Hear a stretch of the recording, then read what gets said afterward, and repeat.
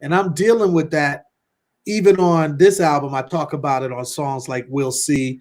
I talk about it on The Forsaken and other tracks, but I feel like I'm getting better. Like as an MC, I'm getting better. So that means, and I should be because I'm older, I'm more wise, I've done more.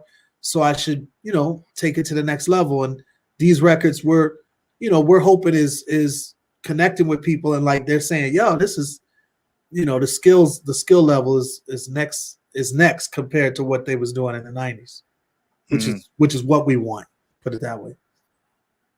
Yeah. And I'm just like I said, I appreciate everything that you've done and what you guys are doing now.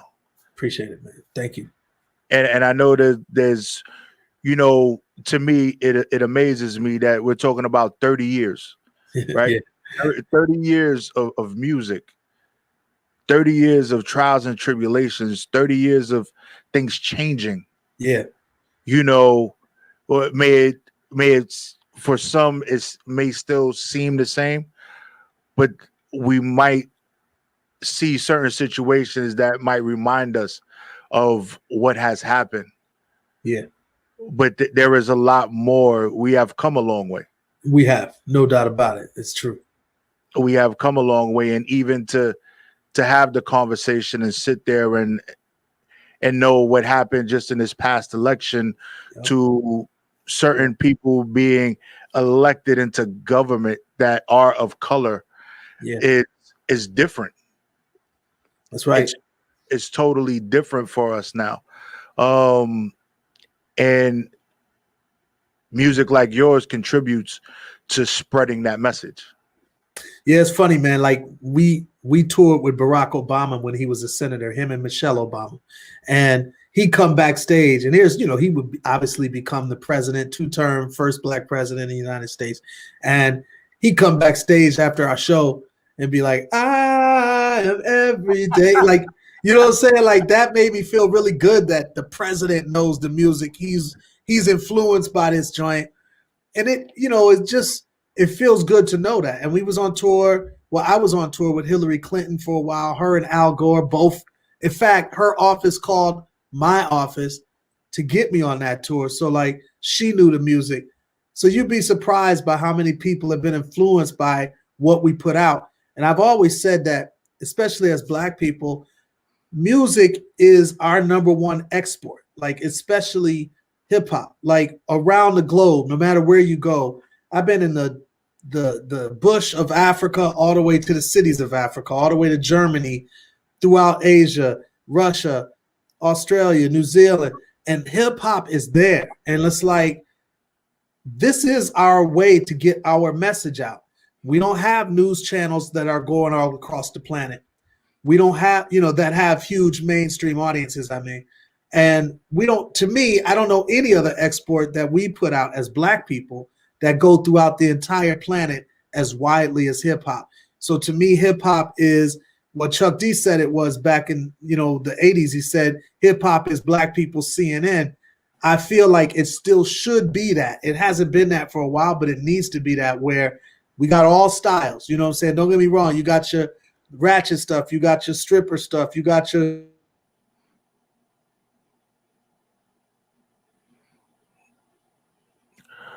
And he's paused real quick.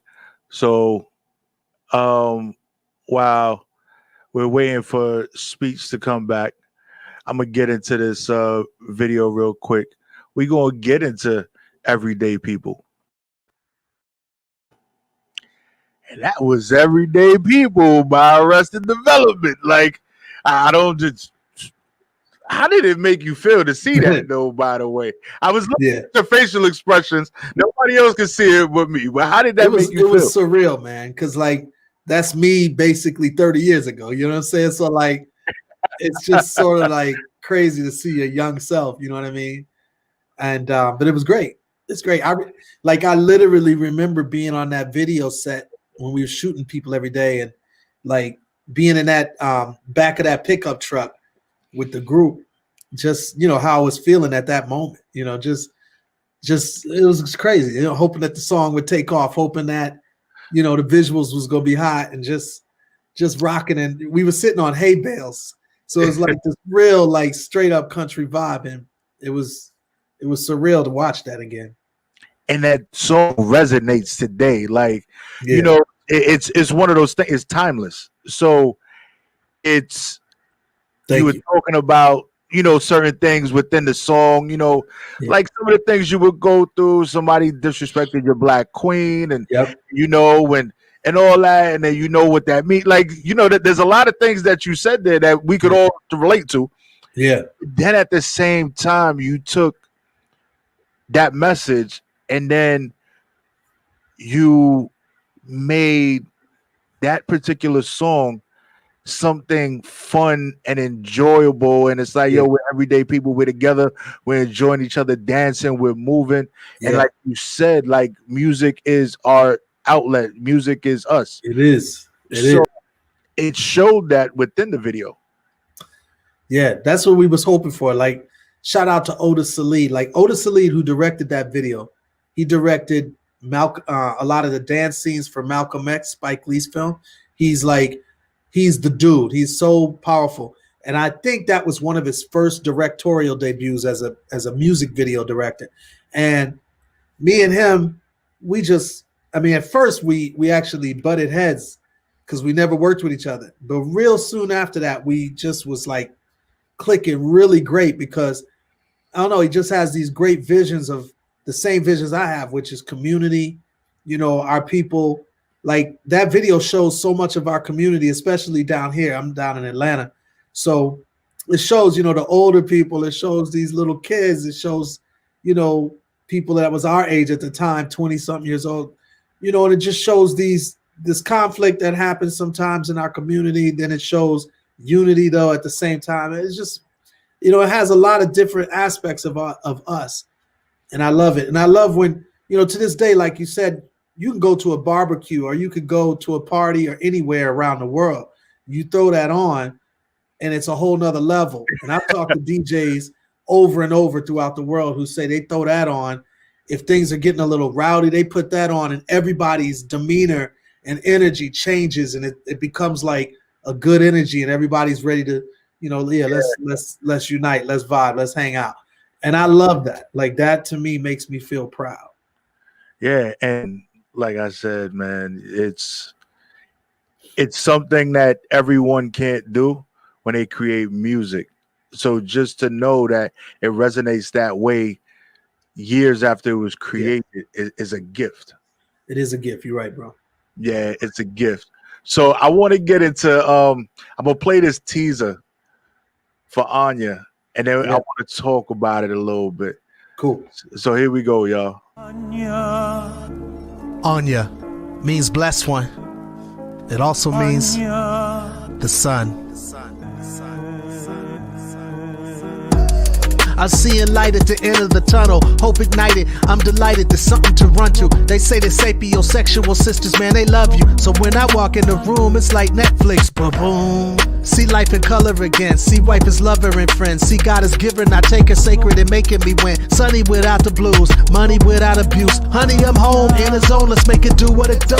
Us blacks should sell Confederate flags to rednecks, get rich, it's the ultimate and pay back. Money stacks from haystacks, charge them nuts twice as much for Trump hats. Ever feel like we may never have hope again? Look at the skin of a beautiful black woman. Don't lock eyes with these racist, tasteless human beings that's baseless. Proud boys for Satan. I tell them how you go protect your neck, giraffe. You in way too deep for that. I laugh. You in way too deep for that. You in way too deep for that. How you go protect your neck, giraffe? You in way too deep for that. I laugh. You in way too deep. Redemption coming at last. You in way too deep.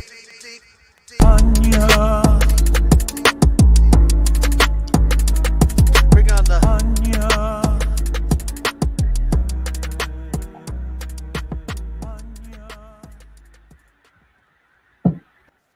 That was definitely a teaser for real. Yeah. Little upset behind that, but it's all right because I'm looking forward to the remainder of the visual behind that. Word up, thanks. And I definitely want to ask you about that the giraffe protecting their neck. Yeah.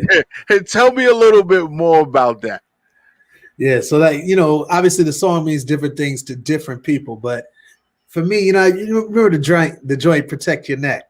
Right. And so to me, I feel like that whole, analogy about how you go protect your neck, giraffe, because giraffes obviously got the long necks. And I feel like a lot of people out there are in that same situation. They're like no humility. They ain't doing stuff the right way at all. And it's like their necks are just way too far deep into their problems to ever be protected. And so the song goes in, and it talks about these various enemies in life and just fighting against these enemies and all of this stuff. And I like the song because to me, it's also appropriate for what we're going through as a nation right now. Like so many people are like ignoring all the facts of things. They're ignoring all of the truth of things. And they're just totally following lies and, fake information about stuff. And it's like, it's tough to deal with these folks. It's like, how are you going to protect your neck? Because you on some deep stuff right now. And you ain't even in reality right now. You know what I'm saying? Like right now, even the election has been decided by the amount of votes. And there's still half the country in the United States that's not wanting to accept these votes. It's like, it's just absolute craziness. So yeah, this record to me is very, I don't know, it's very relevant to what we're going through. Yeah, it definitely is. It touches on a lot of things. And, for a long time, it was, even throughout history, black is not beautiful and things like that. And now all of that is coming to the forefront where it's like, you're saying it wasn't beautiful enough, but look how much is being put in your face. That's right. You see it on TV. We're in places that you would have never thought many years ago that we would even be there. Forefront television, full figure women, thin women of color. Yep. And it's like, you got to accept it because we're so resilient in the things that we're doing. It's like, yo, we're here. Just accept it. Like, just, we're here. Stop denying it. And I just love how you put it out there. That's it. And the video, I'm like, the video to me shows like a side. Like I purposely wanted to put out those kind of visuals where, I could have done anything with this video, but we wanted to really put out this beautiful women, this strong, man holding this woman and lifting her up. And like, like these types of imagery is rare that we get to see a lot of that. You know what I'm saying? Like the real like sensual beauty of our women as opposed to just like more raw beauty. It's like sensual and like, oh, it's different. And we wanted to show that kind of energy too. And, I'm proud of it. I'm proud of it. So yeah, when the full video comes, everybody's going to be loving it. But I'm just real proud of just what we're doing with it and how we're bringing it. And that's great. And you got a couple of joints on this project, Fight Your Demons. Yeah. That there is, I want it Becoming. Yeah, Becoming. Yeah. Becoming is a joint that I'm really feeling. Thank you. Like I'm feeling that one too. Becoming is Becoming. Yeah, that's our single too. So I'm really proud of that one. That's my man Kafiga from London, from the UK. He produced that. He produced a number of other songs on this record. And me and him have been vibing really, really good. Like I just met Kafiga during this COVID-19 thing or online. We haven't even met in person yet. And we did a lot of this record together. We've been vibing on, like he did a hot remix to Anya. We've just been doing a lot of stuff together. My man Chris Acosta did some of my favorite joints on this record too, like Back Down. He did Moses, which are both crazy. And, so it's just a lot of good camaraderie, a lot of good people coming together to make this music. And we're all very proud, very proud. It's a good time. Yeah, Moses was the other one I wanted to get into too as well. Yeah, I'm feeling that one too. Thank you. So we gonna play Becoming for the people real quick. So Here we go, y'all.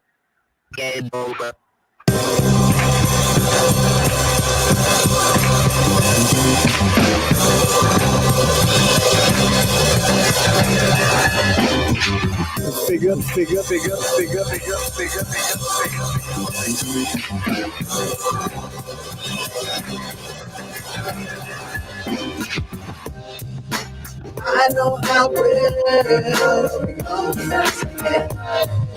Become the best I can. Become the best I can. I know how well become the best I can. Become the best I can. Become the best I can. 9 years old, my mama and daddy already divorced years ago. Now it's just me, her, and Joe. Joe is a boyfriend that wishes mom was a different race. Cause with his fist, he put bread all over her face, beating the brakes off her. I say something, he beats me too. I said a lot, he beat me often. Took his fist and punched me dead in the jaw. Told me to tell my teachers I'm clumsy and I often fall. One day I had enough, and I called 911. I could've went from 9 to 11 by the time the police would come. They rang the bell of this living hell. My mama ran to the door before I killed myself. And what I saw would forever create a scar. Mama bruised and scarred, told him that nothing was wrong. And it would be from then on. I took to the streets, got me a piece, earned some RESPECT. Come on. I know how well become the best I can. Become the best I can. Become the best I can. I know how well become the best I can. Become the best I can. I become the best I can. I took on everything in my life head on. Even if it's fights, my views was easy to lighten. I was literally a stick of dynamite. My good times was nights with bloody faces for victims I beat from not looking at me right. Walking the street, the flashing lights, they got me. Drugs in the car and an unregistered gun on my body. Back to the prison, it's a party. I got more friends there than out here, sad hardly. But it's been years of recidivism. What used to be black and white has become a full-color prison. And now I got a daughter and she needs my wisdom. I have become the same Joe that made my own home a prison. There's a halfway house I want to enlist in. I've been sober, I started some very emotional heavy lifting. But I know I have a gift and a heavenly mission. So I'm gonna get a new life by living life totally different. This is a mean world to try to live in. No doubt.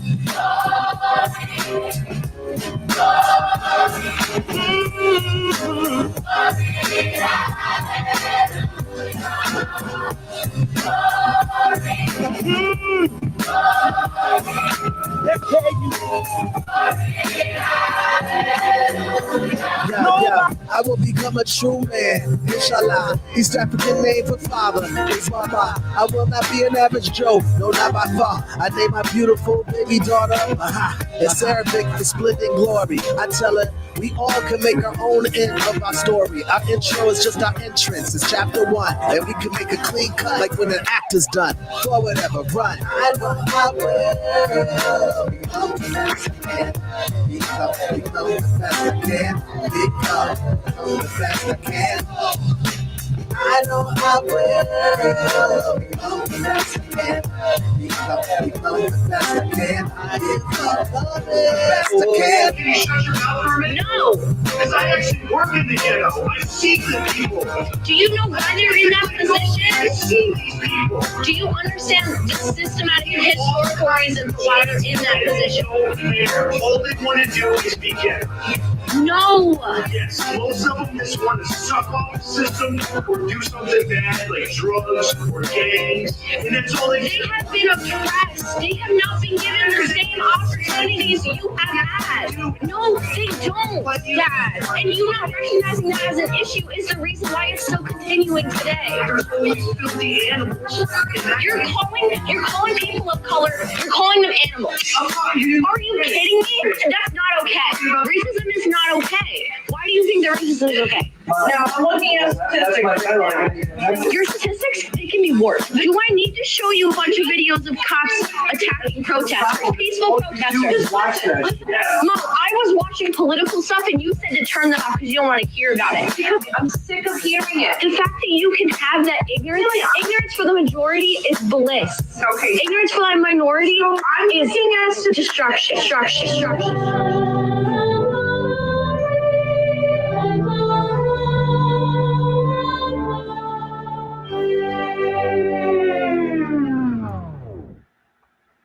Yo, that was like a buffet information, like a buffet of information. When I tell you, from the domestic violence to just the what kids are doing in the street, and Yeah. to the fact of people just being oblivious to what's going on, not accepting Yeah. what's going on. And it's crazy because you can have conversations with people and they would be totally oblivious to things. Yep. It happens all the time to me. I'm sure it happens to you too. Yeah. You know what's funny, dude? Like that story and that record, because that's not my upbringing. I wanted to channel and be inspired by this brother I know named Anthony. Anthony Johnston is one of the dudes I met when I went into a prison in Richmond, Virginia, to do music with the inmates. And I call them residents because I learned that, they're really not inmates, they're residents. They're going to be coming in and out in due time. And so it's not where they're going to live forever, basically. And so I did this music with these inmates. And one of the dudes I met, residents, his name was Anthony. And his story was what I just described in this song, where he was raised getting beat up by his mother's boyfriend. And a lot of the stuff he expressed to me. And I did a film of me talking to these brothers called 16 Bars. And it's out. It's a documentary. It's out right now on Amazon. It's out on YouTube. It's called 16 Bars. And people got to check it out, man. Like me and my crew, we've won numerous awards at film festivals with this film, and people are really digging it. And another proud moment for hip hop. And another, a lot of people say hip hop doesn't do a lot to help the community. And if you see this movie, you'll see that hip hop in its truest form does help. You know what I'm saying? And it's a powerful film, man. I'm really proud to have been a part of this and put it out there. Yeah. Well, I think I'm trying to get this banner up right here. Boom. So, right, that is where you're going to go and you're going to be able to connect to the music that is out right now. God bless technology, by the way. It's cool, right? It's one of those things I think people really need to connect. And, just knowing, the story about, the resident that you spoke about, it shows a lot of who you are, your character, and why your music is the way that it is. Yeah, it's funny because like me and my manager were watching CNN. He lives in Nashville. I live in Atlanta. We're watching CNN, and there's this documentary where they're interviewing these men who are allowed to they're in prison, but they're allowed to have a daddy-daughter dance. So these little beautiful little daughters, 5 years old, 10 years old, are dancing with their dads while they're still in jail. And it's crazy. I was like, whoever allowed this to happen, because it was so human, it was such the right thing to do. I was like, I need to talk to that sheriff, whoever that is, that had this kind of vision for these men. Because this don't, I've been to jails before. This don't happen everywhere. Mm-hmm. So my manager called this particular jail in Richmond, Virginia, and we started talking. And they was so fired up to see that I wanted to go in there and do something. And we started talking for about 2.5 years because I told him I wanted to do a documentary. And we wanted to allow the money that was made, because we wanted to make a record. The money that was made, we wanted it to go to these dudes who was going to rhyme on the record or sing on the record.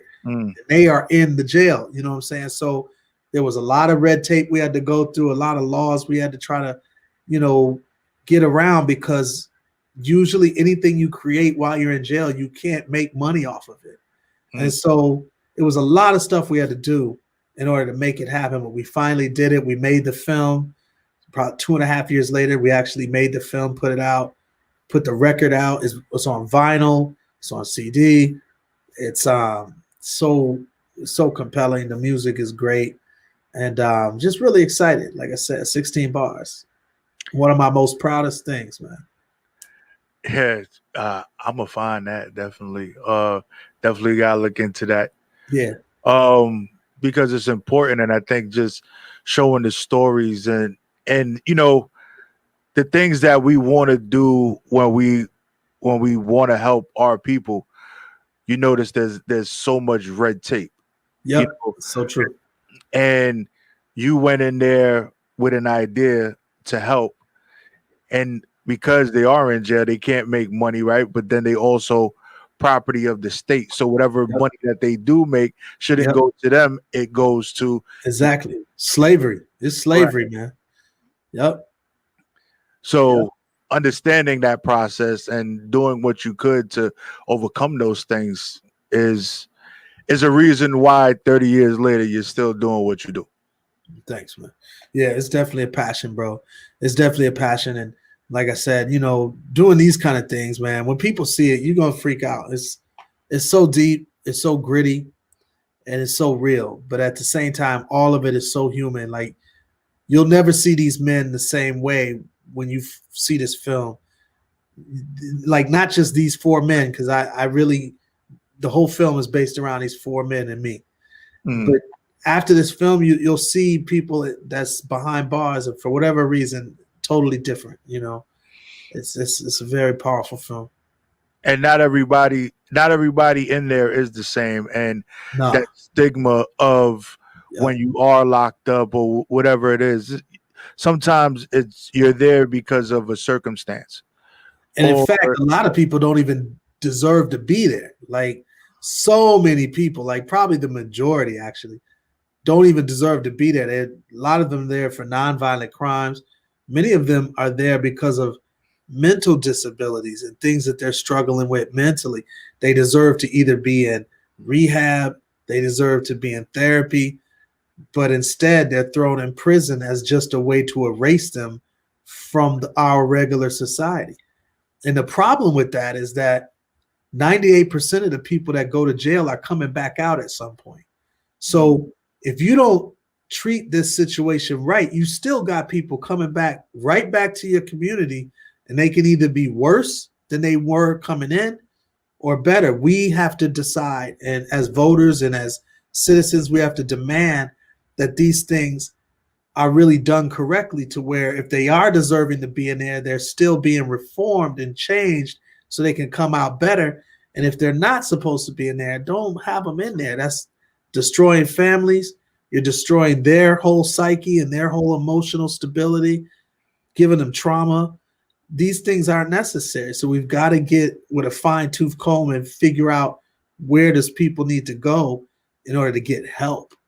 And I think that goes back to what we was talking about earlier with just black people not always being recognized as fully human. Because like when whites get drug addiction, and if there's a drug, you know, addiction scourge going through their communities, some of the first things that are talked about is help. You know what I'm saying? They need therapy. They need, you know what I'm saying, different various programs to get them to overcome the addiction. But with us, it's throw them in prison, throw them in prison. So we've got to change those paradigms. Yeah, and something that, you know, when it comes to mental health, especially during this period of time during the pandemic, being in New York City and always, you know, the hustle and bustle, always moving around. They always say New Yorkers don't pay attention to anything until we had to slow down. Yeah. And that's when I was able to see the amount of untreated people from the black and brown communities that had mental illnesses, because now they had nowhere to go. Shelters were being shut down. Everything was locked down. So now they're walking the streets. Yeah. And there's nowhere for them to go. They can't get help. So now they take them and they put them in jail. Yeah. That's what I noticed when I went there. Like when I went there, I noticed it was like many of these dudes ain't supposed to be there.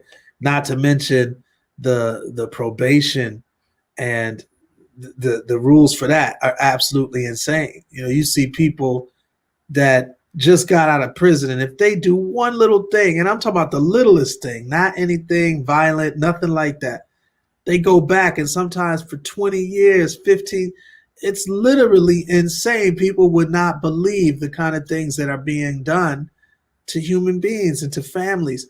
So that's why it's so important for us. See this film and you'll get a lot of what I'm talking about. And then 16 bars. And then the second thing I was going to say is like, you know, we've got to get engaged, man, about what's happening with the prison system in this country. It's outrageous. We have the largest prison system population in the planet Earth, and we're only 7 or 8% of the planet. It's absolutely insane. So when you look at numbers, it's just crazy to even think of. It's not crazy to think about it, but it's a reality because we have to accept what it is. But if we don't accept it, we can't change it. That's right. You got to accept it. If we continue to ignore it, it will continue. That's right. That's right. And I think we're in a little bit of a better place where a lot more people are opening up their eyes. I agree with that. And they're looking to make changes. Yeah. And I think that there are a lot of things over the next maybe 10, 20, 30 years that are going to change, that are going to be a lot different. I know we've lived through a lot, so we want it to happen a lot quicker, but that might not be reality. But things will change, and they will continue to go in the right direction, especially with music like yours and the information that you put out there and the work that you put in within the communities and within the world. Yeah, I agree, man. I appreciate that too. And you know, the truth is, right now with the prison reform piece, both sides, the red and the blue side, conservative and liberal sides, they both want to do something right now. So we're in a good zone with that. And that's one bipartisan issue that I believe if Joe Biden should, I really, really, really am going to be pushing him to get serious about that particular issue, because he actually created laws and bills that actually helped so many people go to prison in the first place. So he really needs to rectify that wrong. He knows that. And I really hope and pray that during his administration, he will push a serious and strong reform, and also let go of a lot of men and women who are in there for nonviolent, drug-related, marijuana and stuff like that crimes, which now a lot of it's legal in most states, and there's people making money off of it hand and foot legally on your average corner store, where people were being thrown in these life sentences for small offenses before. They need to be let go of. This is just only fair. So a lot of these families can get back together and people can thrive the way they need to. Yeah. I think that once you get that done, because I know you're going to get it done. Yeah. We're going to be in a better place. Yeah, thanks, man. Definitely a better place. So I want to get into this Moses track real quick. So here we go, y'all.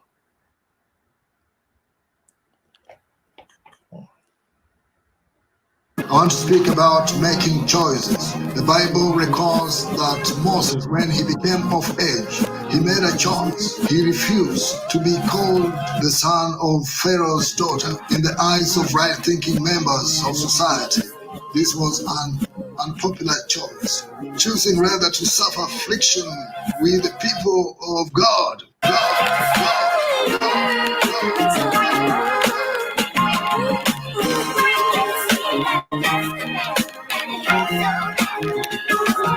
I broke acre for acres, then I bought more than 10 acres. That's how I fight against these racists. Even my third eye had LASIK. So I've been seeing 2020 since 93, just covering the basics. Everyday people in the public, fans screaming, we want more, I love it.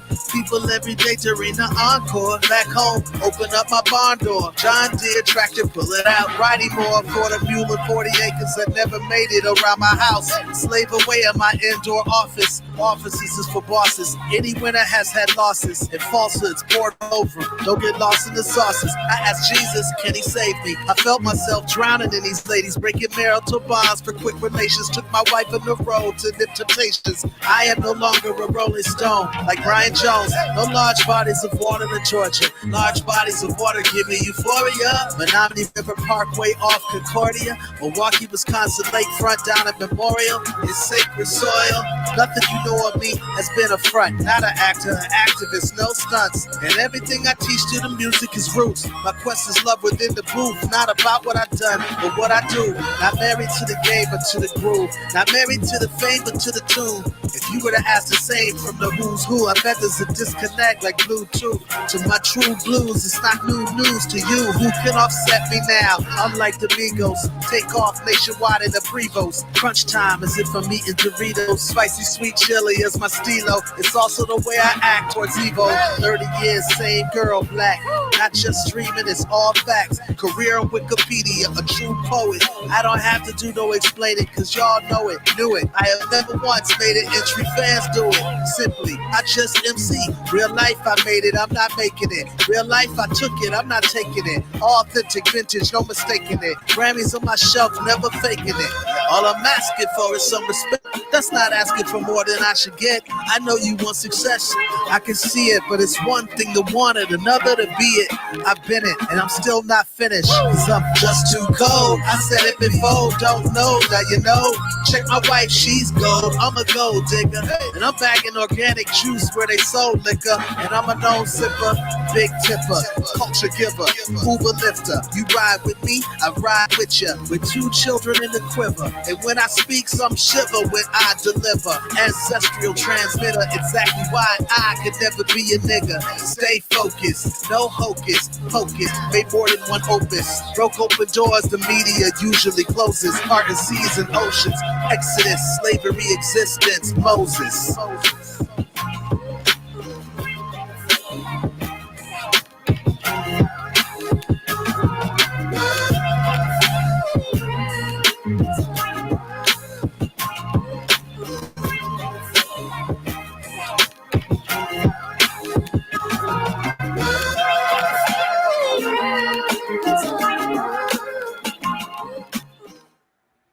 Yeah. And I like the way that, you know, there's levels to the Arrested Development music. Like it's so many different levels, and it starts off where it's like a teaser, and then we get into a story, and then we get into another story, and then we get into another story.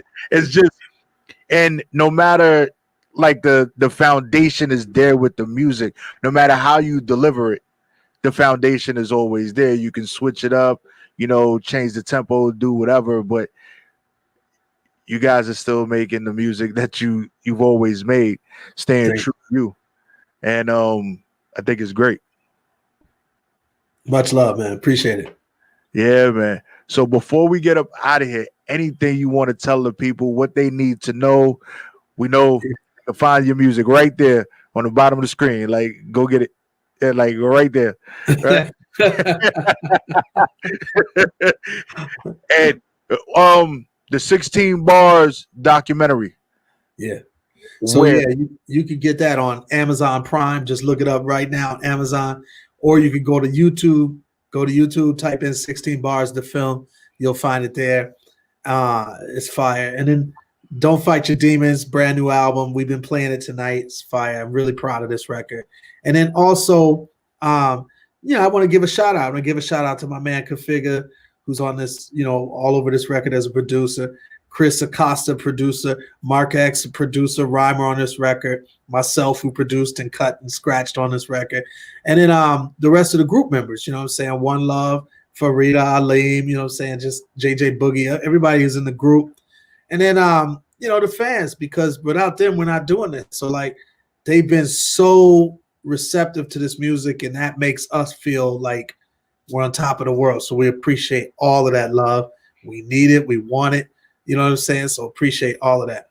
So yeah, that's why it's just a few people I wanted to shout out. And of course, my crew from my company, Vagabond. Vagabond's my label. It's my production company. They do everything that's important behind the scenes for me. So in fact, Mike probably hooked this up with MJ. So I mean, a lot of people that's involved with everything I do. I appreciate all of them. Yeah, man. And you gotta appreciate having that good team. Because I'm gonna tell you, I'm gonna watch 16 Bars after this interview. Yeah. Like, for real. Check it out, bro. Like I'm gonna check it out. It's a great movie to just chill to and just peep it out. You'll be moved by it. Yeah. So that's 16, the number 16, Yep. Bars with an S or bars with a Z?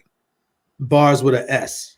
Okay, but we got to make sure we got that correct. Don't want nobody looking for the wrong thing, because we get very creative with the spelling and everything too. So we got to make sure that everybody is just connected. I want people to find it, watch it, support it, tell a friend to tell a friend. Definitely support this album.